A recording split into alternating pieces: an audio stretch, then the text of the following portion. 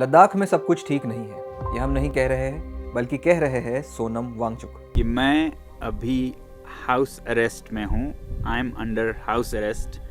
अगर आप इन्हें नहीं जानते तो बता दें कि सोनम वांगचुक एक इंजीनियर, शिक्षा सुधारक, इनोवेटर और मैग्सेसे पुरस्कार विजेता है, जिनको पहली बार 2009 की फिल्म 3 इडियट्स में आमिर खान के रोल की प्रेरणा के रूप में पूरे देश ने जाना।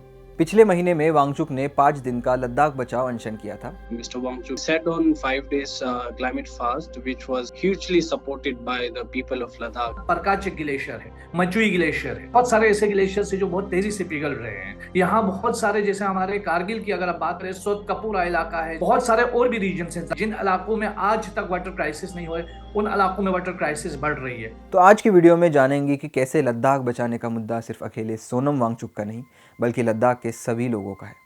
आइए पूरी कहानी समझते हैं। तारीख थी 5 अगस्त 2019 की, जब भारत की संसद में अनुच्छेद 370 को हटाने का फैसला लिया गया। संसद भवन में कहा कि अब जम्मू, कश्मीर और लद्दाख ऐसे अलग केंद्र शासित प्रदेशों का निर्माण होगा। इस घोषणा के बाद कश्मीर में कई दिनों तक इंटरनेट को बंद रखा गया। बीबीसी की रिपोर्ट के हिसाब से 2 महीनों में 4000 से ज़्यादा गिरफ्तारियां वादी में हुई। लेकिन लद्दाख में इसके विपरीत उत्साह का माहौल था। लोगों में आशा थी कि लद्दाख एक यूटी बनने के बाद उनको पॉलिसी मेकिंग में अधिक स्थान मिलेगा। लेकिन यह उत्साह ज़्यादा दिनों तक नहीं चल पाया।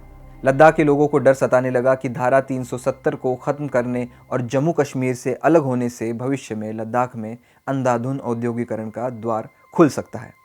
इसके बाद लद्दाख को 6ठी अनुसूची या 6 शेड्यूल में शामिल करने की मांग जोर पकड़ने लगी। अनुच्छेद 370 के हटने के बाद पिछले 3 वर्षों से लेह एपेक्स बॉडी और कारगिल डेमोक्रेटिक अलायंस, जो कि क्षेत्र के विभिन्न राजनीतिक समूहों का एक समूह है, उसने 6 शेड्यूल की तर्ज पर पर्यावरण और सुरक्षा की रक्षा के लिए और लद्दाख की अनूठी संस्कृति को बचाने के लिए संवैधानिक सुरक्षा उपायों की मांग की। लेकिन सरकार ने अभी तक 6 शेड्यूल पर समाधान नहीं दिया। क्या है 6 शेड्यूल और क्यों लद्दाख के लोगों की इस मांग को सरकार दरकिनार कर रही है? 6 शेड्यूल के सबसे महत्वपूर्ण प्रावधानों में से एक ये है कि आदिवासी क्षेत्रों को स्वायत्त जिलों और स्वायत्त क्षेत्रों के रूप में प्रशासित किया जाना है। असम, मेघालय, त्रिपुरा और मिजोरम के कुछ जिले 6 शेड्यूल का हिस्सा है। यूँ कहिए कि 6 शेड्यूल अनुसूचित जनजातियों को और उस इलाके के पर्यावरण को संरक्षण देने का काम करता है। लद्दाख 2 हिस्सों में बटा है, एक है कारगिल और दूसरा लेह। लेह से हमारे साथ जुड़ेंगे पलजोर और कारगिल से हमारे साथ है सज्जाद कारगिली। सज्जाद हमें ये भी बताएंगे कि कारगिल की मांग लेह से कैसे अलग है। नमस्कार, आप दोनों का स्वागत है द वायर में। ये सोनम वांगचुक साहब ही नहीं बल्कि पूरे लद्दाख की मांग है। ये कोई इंडिविजुअल डिमांड नहीं है, पूरे लद्दाख की यही डिमांड है। लेकिन सोनम वांगचुक साहब के अनशन में बैठने से इसको एक ग्लोबल और नेशनल आउटरीच मिला है, जिसके लिए हम उसके शुक्रगुजार हैं। अदरवाइज ये पूरे लद्दाख की आवाम की डिमांड है कि स्टेटहुड हो, 6 शेड्यूल हो, यहाँ के लोगों को जॉब्स हो, नौकरियां मिलें और फिर लोगों को रिप्रेजेंटेशन हो। Previously, we were under the Westwall Jammu and Kashmir state. That time, we have the constitutional safeguard as Article 370 and 35A, as you know that. And soon after, Union Territory, and even without getting the Union Territory without legislature, so this 6th schedule became very important.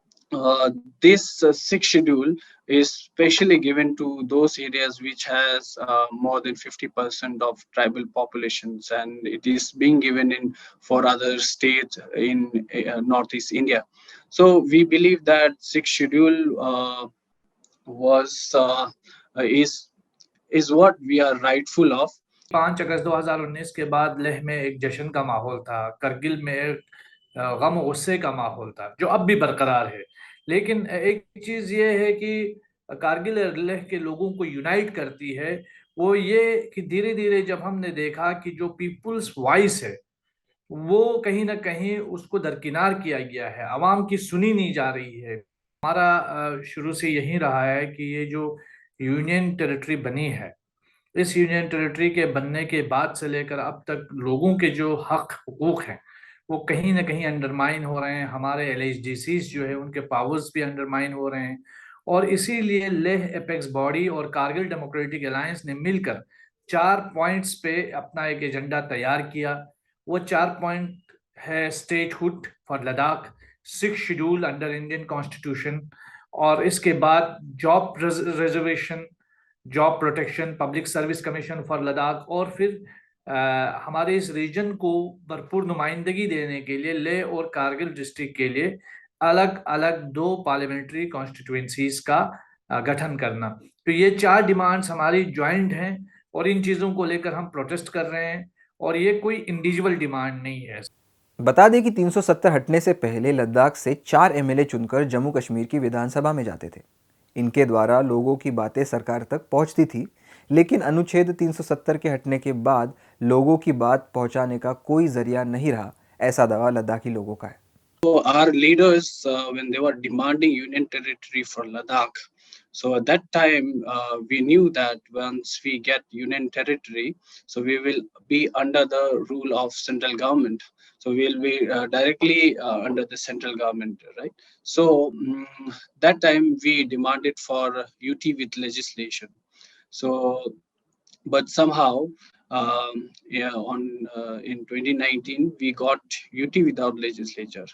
Believe that in this 2-3 years the government would react to our demands and do something on these safeguards, but somehow it got delayed to a great extent, and it's now 4th year of UT in running. हमारी जो अभी तक सरकार के साथ कोई official बातचीत शुरू नहीं हुई है।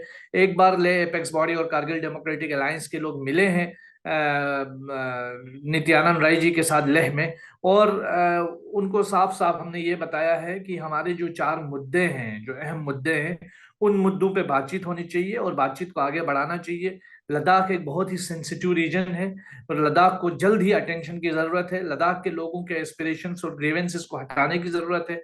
हम शुरू दिन से ही ये बता रहे हैं कि लद्दाख का जो फ्रेजाइल इकोलॉजी, लद्दाख का जो एथनिक आइडेंटिटी है, कल्चर है, यहाँ के लोगों की रिप्रेजेंटेशन है, वॉइस है, वो कहीं ना कहीं जो है वो दरकिनार हो रही है। इसको सरद खाने में नहीं डाला जा सकता, ज्यादा देर तक लद्दाख के लोगों की आवाज को इग्नोर नहीं किया जा सकता। इसीलिए हम सरकार से बातचीत करना चाहते हैं। Youth are distressed because of the unemployment crisis.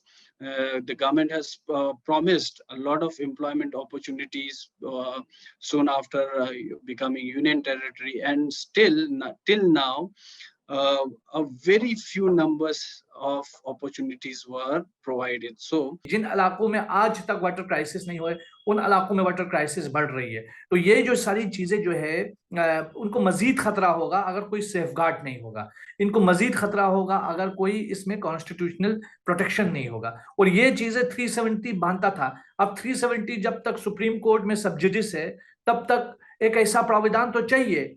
So Ladakh always has been, a peace-loving region, a patriotic people. So, but then we should understand that Ladakh is one of the most strategically important places in India. I would say the most important place in India, where China is on the other side and Pakistan is also there. So such distress and such unsatisfaction, and that too, a gap between the government and the people stays, definitely this opportunity will be taken by China and Pakistan to counter India on different fronts. So I think this opportunity should not be given, and soon the issues should be resolved as soon as possible.